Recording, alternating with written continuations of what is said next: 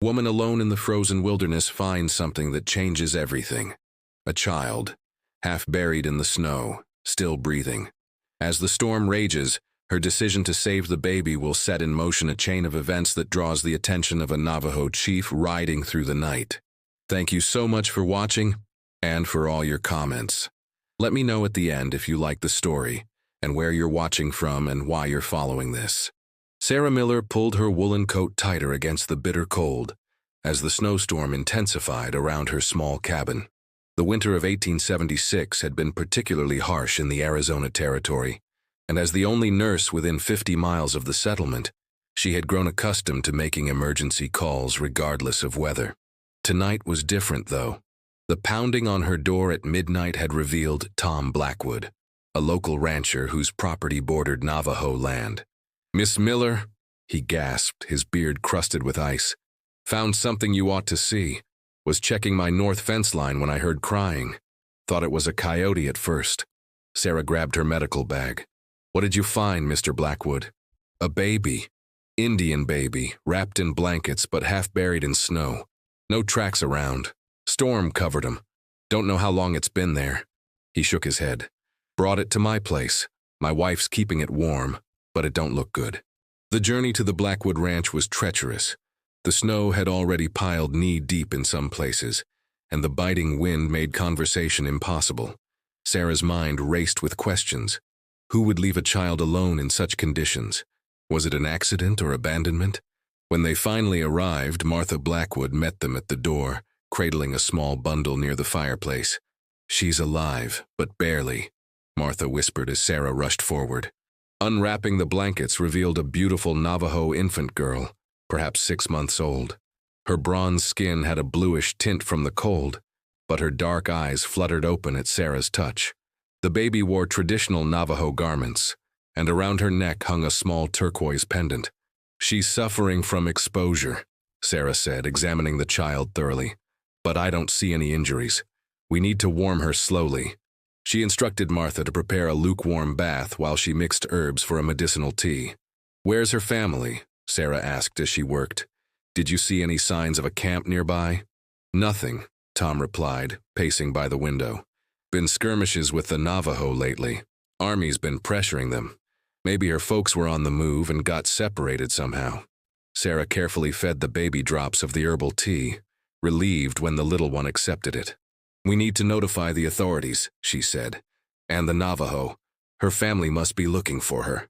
"Ain't no traveling tonight," Tom said firmly. "Storm's only getting worse. Besides, Navajo Reservation is 2 days' ride in good weather." "Then I'll stay the night," Sarah decided, unable to tear herself away from the child whose tiny fingers had wrapped around hers with surprising strength. She needs constant attention. Throughout the long night, Sarah kept vigil. By morning, the baby's color had improved, and she'd taken more tea and even some goat's milk Martha had warmed. The storm had passed, leaving a pristine blanket of white across the landscape. "We should call her something," Martha suggested as she helped Sarah change the baby into clean linens they'd fashioned from soft flannel. "Can't just call her the baby forever." Sarah studied the child's face, noting the intelligence in her dark eyes. "Hope?" she said softly. "We'll call her Hope for now." Tom Blackwood returned from his morning chores with troubling news. Army patrol rode by. Said there was a Navajo band caught in the storm 2 valleys over. Some casualties. Might be her people. Sarah's heart sank. "Then I must take her to the reservation as soon as possible. If she has family left, they should be the ones to care for her." "That's Navajo land," Tom warned. "White woman showing up with a Navajo baby. Might not go well for you." "I'm a nurse," Sarah replied firmly. "My job is to help people regardless of who they are. I'll take her back myself if I must." Word spread quickly through the small community. By afternoon, Sarah found herself defending her decision to several concerned neighbors who had gathered at the Blackwood Ranch. "It's dangerous," argued the general store owner. "Those savages might think you stole the child." "They're not savages," Sarah countered sharply. "They're people who've lost a child." "How would you feel if it were your baby?" Sheriff Davis arrived as the debate heated up. "Miss Miller, I understand your concern, but let me handle this. I'll send word to the reservation and let their chief decide what to do. And in the meantime, Sarah asked, holding the now sleeping baby protectively. She stays with you, the sheriff conceded. You're the one with medical training. Just be prepared. If her family is found, you'll need to give her up. Sarah nodded, though a strange ache filled her chest at the thought.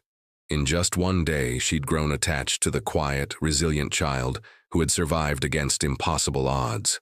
That evening, as Sarah prepared to take Hope back to her cabin, a messenger arrived breathless at the door. "Miss Miller," he panted. "Sheriff sent me. There's word from the reservation.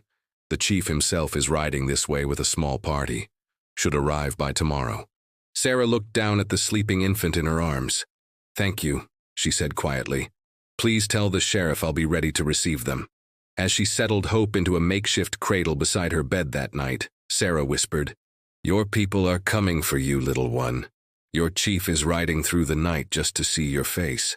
She didn't acknowledge the tears that slipped down her cheeks, nor the strange emptiness she felt at the thought of surrendering this child to strangers, even if they were Hope's own people. Dawn broke crisp and clear, the sun glinting off endless white drifts as Sarah prepared her cabin for visitors. Hope had slept peacefully through the night, taking milk and seeming stronger with each passing hour. Sarah had fashioned better-fitting clothes from soft cotton and kept the fire blazing to ensure the cabin stayed warm. "You're quite the little warrior," Sarah murmured as she changed the baby's wrappings. "Fighting through that storm all alone." Hope responded with a soft coo, her dark eyes focusing intently on Sarah's face. The connection between them felt inexplicably deep, as though they'd known each other for much longer than a day. Around mid-morning, Sheriff Davis arrived on horseback, stomping snow from his boots before entering.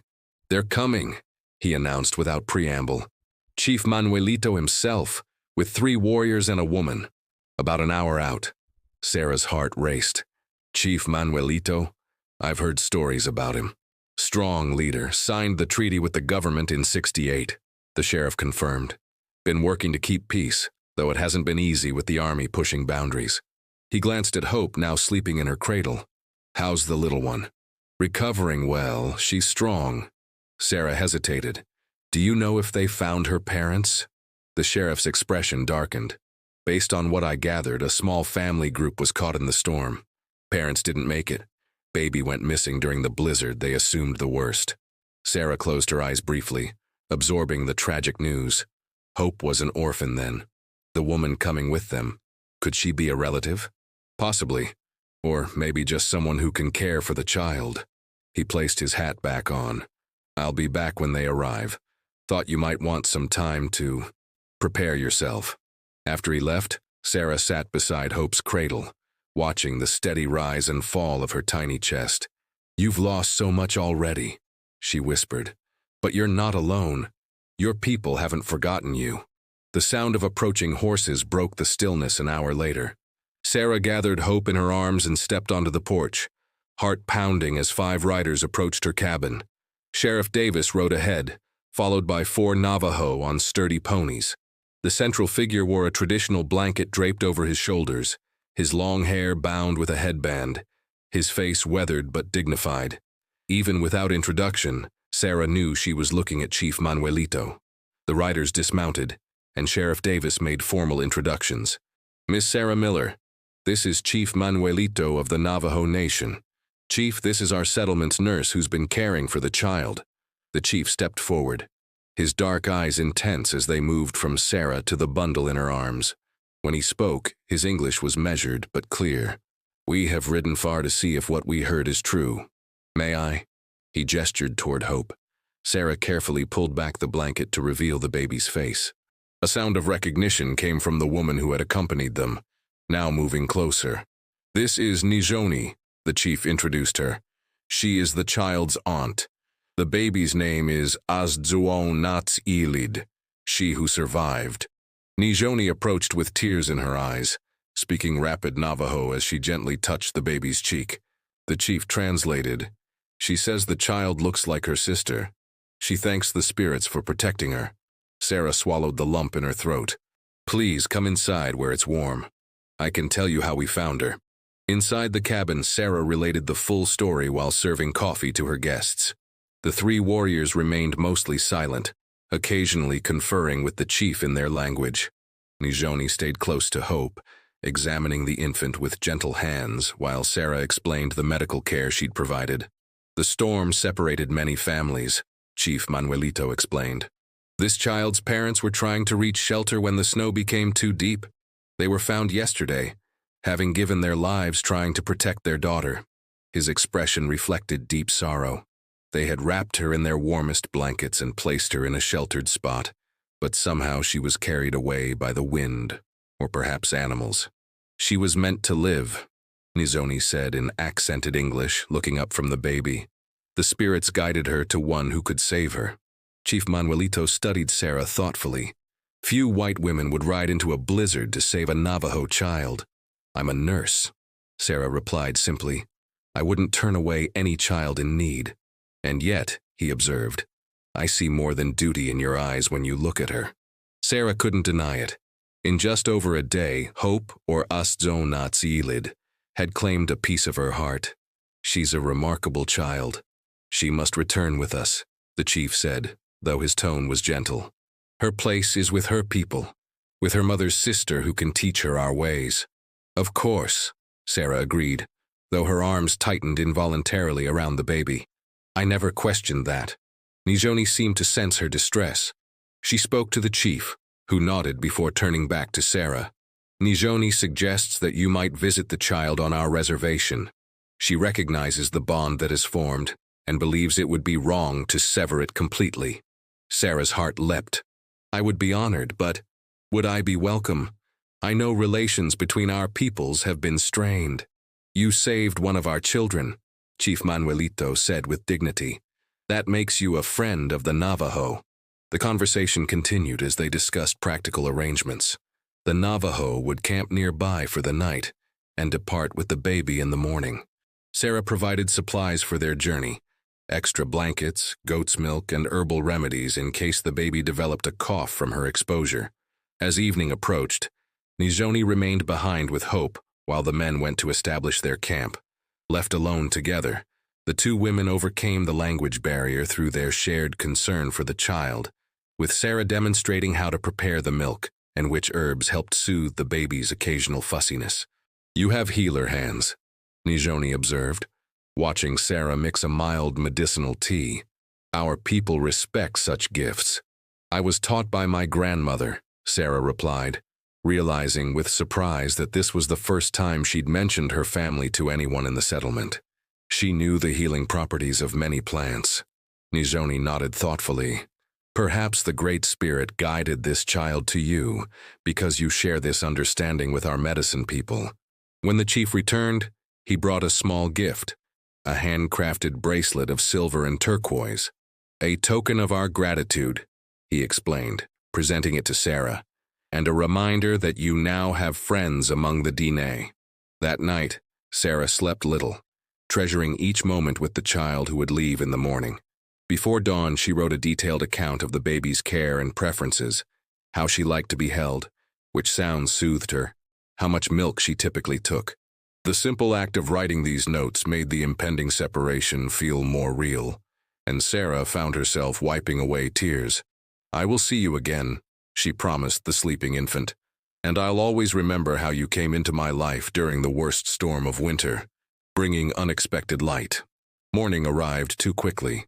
The Navajo party prepared to depart as the sun cleared the eastern mountains, painting the snow-covered landscape in shades of pink and gold. Sarah had dressed Hope in the warmest clothes possible, adding extra layers of soft flannel beneath the traditional Navajo blanket Nijoni had brought. The moment of farewell was upon them. Sarah placed a final kiss on the baby's forehead before carefully transferring her into Nijoni's waiting arms. Take good care of her, she whispered, her voice breaking. She will grow strong among her people, Chief Manuelito assured her, and she will know the story of the kind-hearted white woman who saved her life. Sarah watched them ride away, the tiny bundle secured safely in a special carrier on Nijoni's back. Only when they had disappeared from view did she allow herself to weep openly, standing alone in the cold morning air, with nothing but the silver and turquoise bracelet to prove that the remarkable events of the past 2 days had not been a dream. Spring came slowly to the Arizona territory. snow giving way to mud before finally yielding to wildflowers and green grass. Sarah threw herself into her nursing duties, riding out to distant homesteads and tending to the various ailments of the growing settlement. Yet thoughts of hope, as Dom Natsilid, never strayed far from her mind. The silver and turquoise bracelet Chief Manuelito had given her rarely left her wrist, a constant reminder of her promise to visit. As the mountain passes cleared and travel became easier, Sarah approached Sheriff Davis about making the journey to the Navajo reservation. "It's not advisable for a white woman to travel there alone," he cautioned, leaning against the doorframe of her cabin. "Relations are better than they were, but still tense in some areas." "I was invited," Sarah insisted. "The chief himself said I would be welcome." The sheriff sighed. "A supply wagon's heading that way next week. Army escort. I could arrange passage for you if you're determined." "I am," Sarah replied without hesitation. A week later, she found herself perched beside the wagon driver, a gruff former soldier named Hank who seemed bemused by her mission. "Never heard of a white woman eager to visit Indian country," he remarked as they rumbled along the rutted trail. "I'm visiting a patient," Sarah replied simply. "A Navajo baby I treated during the winter storms." Hank shrugged. "Your business, I suppose. Just stay close to the wagon while we're there. Some folks still hold grudges against white faces." The journey took 3 days, the landscape gradually changing from scattered pine forests to vast open plateaus with towering mesas in the distance. Sarah marveled at the stark beauty, understanding why the Navajo considered this sacred land. The Navajo encampment spread across a valley, traditional hogans interspersed with more temporary structures. Children paused in their play to stare as the wagon approached, and women gathering at a central well stopped their conversations, watching warily.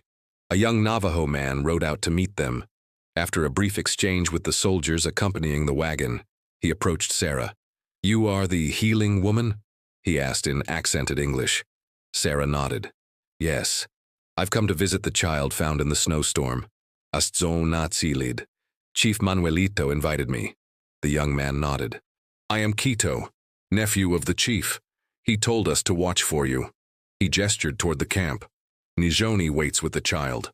Quito helped Sarah down from the wagon and led her into the camp while the soldiers and driver began unloading supplies.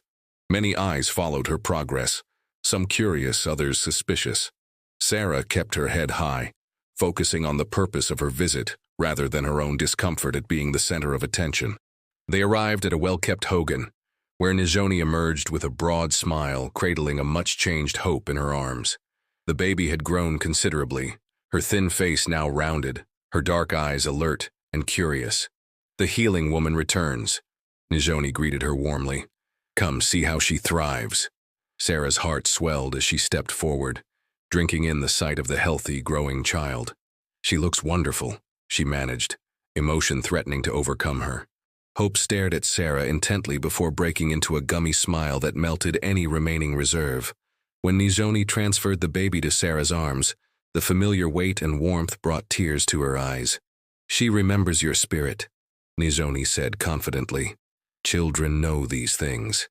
Inside the hogan, Sarah was introduced to other members of Hope's extended family. Though language created barriers, the universal language of smiles and gestures bridged many gaps. Sarah examined Hope thoroughly, confirming that the baby had fully recovered from her ordeal, leaving no lasting effects from the exposure. "Chief Manuelito is away, meeting with other leaders," Quito explained as they shared a meal. "He will return tomorrow. He asks that you stay as our guest until then." Sarah glanced toward the wagon and soldiers.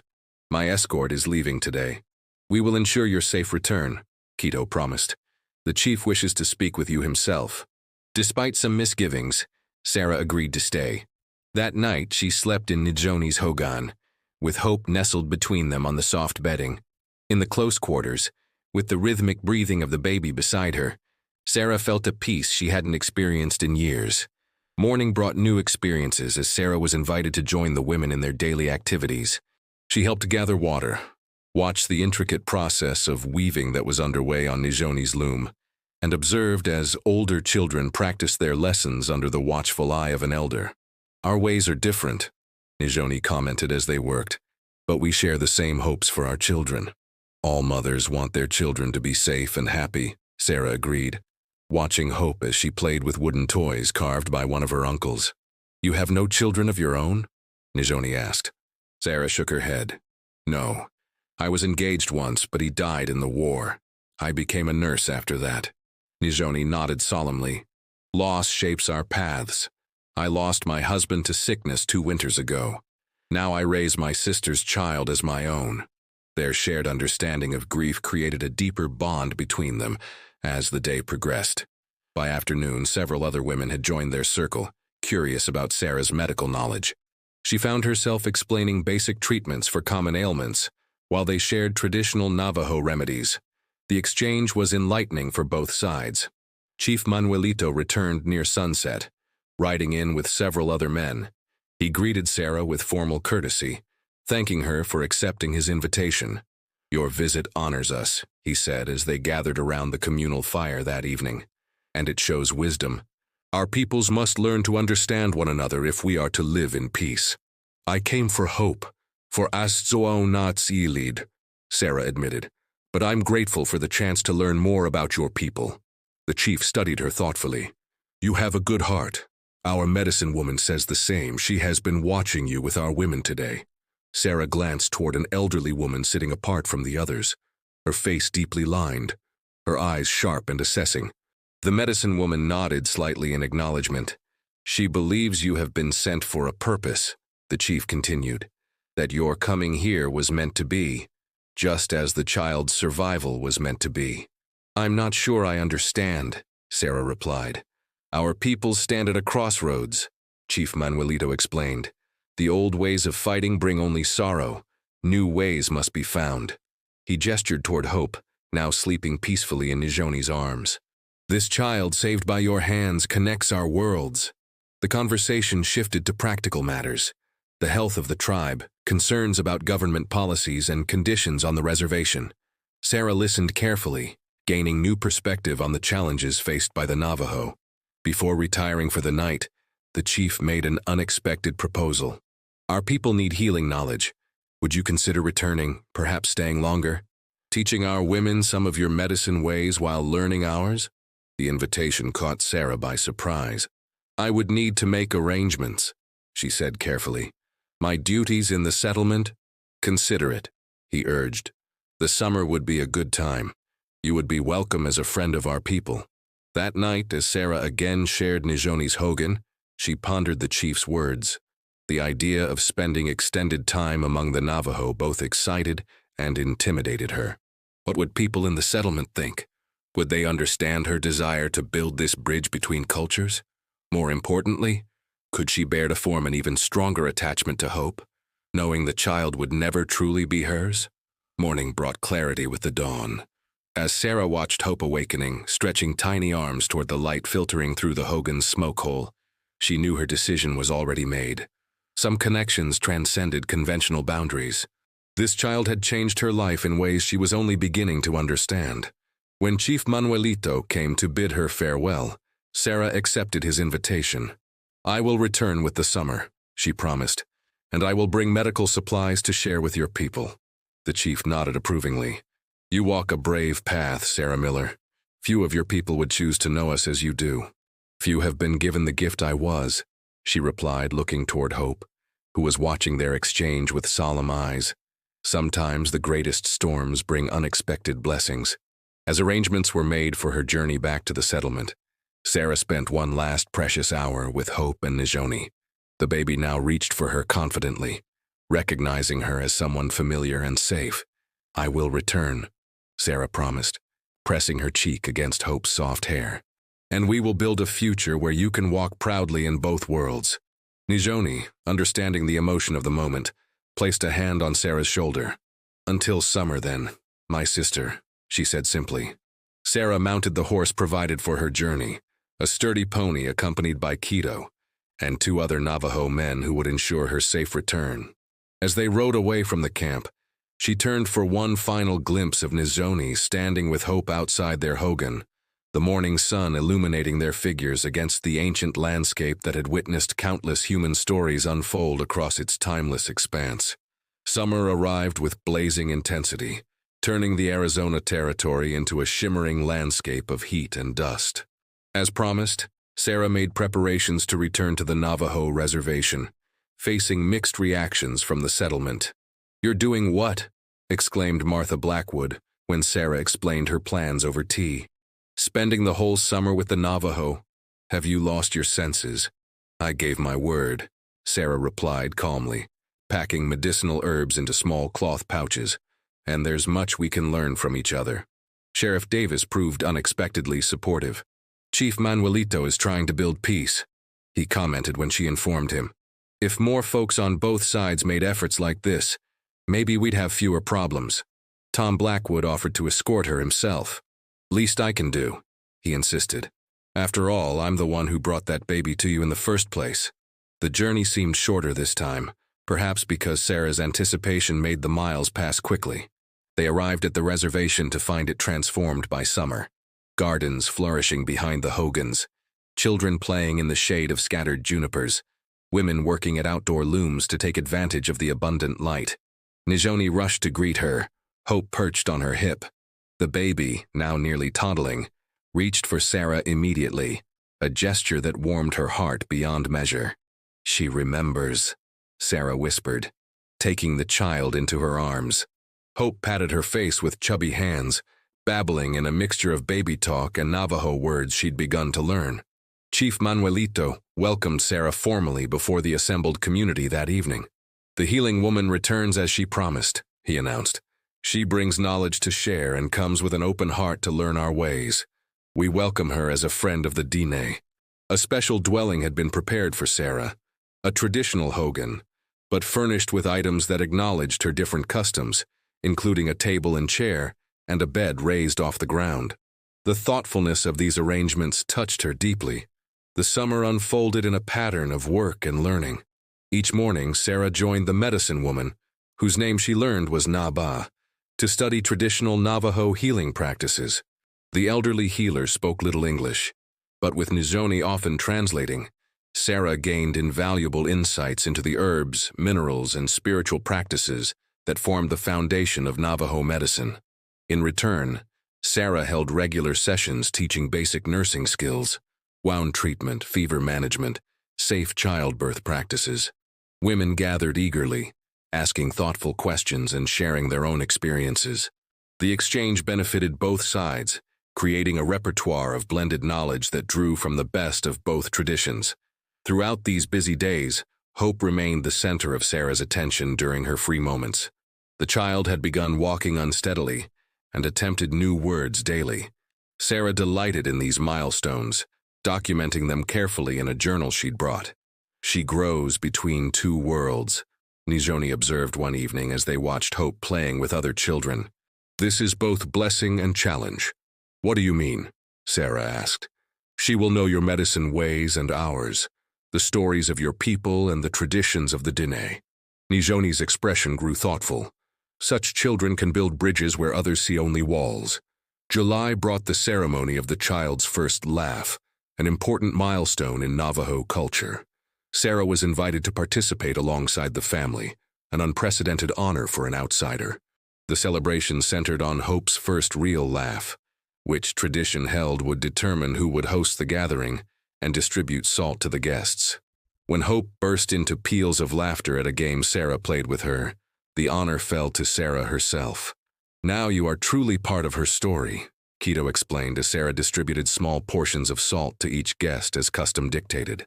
"The one who makes a child laugh first has a special connection to their spirit." As summer progressed, Sarah became increasingly integrated into daily life. Children no longer stared when she walked through the camp. Women called greetings and invited her to join their work groups. Even some of the more reserved elders began acknowledging her with nods of respect. Chief Manuelito often sought her perspective on matters involving relations with white authorities, particularly regarding health conditions on the reservation.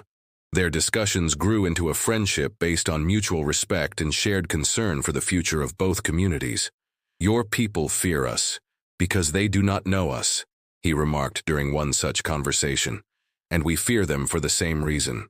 "Fear breeds mistrust," Sarah agreed, "and mistrust leads to conflict. Yet here you sit, Unafraid, he observed. Why is that? Sarah Miller. She considered her answer carefully. Perhaps because a storm brought me a gift I never expected. It's hard to fear people who have shared their child with you. August brought discussion of Sarah's eventual return to the settlement. The thought of leaving Hope grew increasingly painful as the day approached. One evening, as she sat with Nijoni watching the sunset, Sarah finally voiced the question that had lived in her heart since winter. Would you consider, she began hesitantly, that is, would it be possible for me to remain part of Hope's life?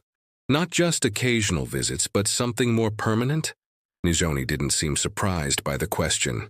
I have seen how she lights your spirit, and how you light hers. She gazed toward the horizon thoughtfully. My sister's daughter deserves all the love available to her, but this is not a simple matter, in our world or yours. The conversation continued late into the night, exploring possibilities that seemed at once revolutionary and perfectly natural. By morning, they had formed a plan to present to Chief Manuelito, one that would require courage and flexibility from all involved. The chief listened gravely as the women outlined their proposal. Sarah would divide her time between the settlement and the reservation, spending winters in her cabin where she could continue her nursing duties, and summers with the Navajo, bringing Hope with her for these months once she was old enough to travel safely. This arrangement would give Astzoom Natsilid knowledge of both worlds, Nijoni explained. She would learn the ways of the Diné from me and her people, but also understand the world beyond our lands through Sarah. Chief Manuelito considered silently for several minutes. Such an arrangement has no precedent, he finally said. There would be those on both sides who would oppose it. Yes, Sarah acknowledged, but perhaps that is precisely why it matters. If we cannot find new ways forward, we remain trapped in old conflicts. After further deliberation, the chief gave his conditional blessing. We will try this path, he decided, for the child's sake, and perhaps for the sake of the future. He fixed Sarah with a penetrating gaze. But you must understand, she remains Diné. Her spirit belongs to these lands and this people, even as she learns of your world. I understand, Sarah promised. I don't wish to take her from her heritage. I want to add to her life, not subtract from it. As September approached, preparations began for Sarah's return to the settlement. This departure felt different, not an ending, but a transition. Hope, now understanding enough to sense the change coming, clung to Sarah more insistently during their final days together. I will come back when the snow melts, Sarah promised, holding the child close. And one day, when you're bigger, you'll come stay with me sometimes. Would you like that? Hope nodded solemnly, her dark eyes trusting. Sawa, come back, she repeated in her developing English. On her last evening, the community gathered for a special meal in Sarah's honor. The medicine woman Naba presented her with a handcrafted medicine bag containing rare herbs and sacred items. You walk between worlds now, the elder said through Kito's translation. This will protect your spirit on the journey. Chief Manuelito added his own gift, a finely woven blanket in patterns of blue, red, and yellow. So you remember the colors of our land during the white months, he explained. When morning came, the parting was emotional but strengthened by the promise of return. Sarah embraced Nijoni, whispering words of gratitude for the trust placed in her. Hope received the longest goodbye, with many kisses and promises repeated in both English and the Navajo words Sarah had learned. Tom Blackwood, who had returned as promised to escort her home, watched the farewells with newfound respect. Never thought I'd see the day, he commented as they rode away, Sarah turning repeatedly to wave until the camp disappeared from view. A white woman practically adopted by the Navajo. Not adopted, Sarah corrected, facing forward at last. Accepted. There's a difference. Well, whatever it is, it's something special, he acknowledged. That little girl is lucky to have two mothers who care so much. The settlement seemed smaller somehow when Sarah returned, its horizons more limited than she remembered. She resumed her nursing duties with new knowledge and perspectives that benefited her patients, though some regarded her Navajo-influenced remedies with suspicion. Winter arrived, bringing snow and memories of the storm that had changed everything. On the anniversary of finding Hope, Sarah stood at her cabin window, watching snowflakes dance in the moonlight and wondering if Nijoni was telling the child stories in the warm glow of their hogan. The silver and turquoise bracelet circled her wrist, a constant reminder of the connection that now stretched across the distance between them. She touched it gently, drawing strength from its presence. Spring would come again. The snow would melt, revealing new growth beneath. And Sarah would journey once more to the place where part of her heart now resided, to continue building the bridge between worlds that one small survivor had made possible. In her dreams that night, Sarah saw hope grown into a beautiful young woman, moving confidently between the Navajo camps and the white settlements, speaking both languages fluently, healing the sick with knowledge drawn from both traditions. A true bridge builder, just as Nijoni had foreseen. When she awakened, Sarah felt a profound sense of purpose and peace. The path ahead would not be easy. Prejudices and misunderstandings remained strong on both sides. But in the story of one child saved from a snowstorm and the unlikely bond formed between women from different worlds, there existed hope for a different future. Outside her window, the first hints of spring sunshine began melting the snow from her cabin roof. Soon, very soon, it would be time to travel east, toward the mesas and the family waiting there, toward Hope, the child whose name reflected not just her miraculous survival, but the promise she represented for all of them. Sarah smiled, touching the bracelet once more. "We're making a new path," she whispered to the brightening day. "One footstep at a time,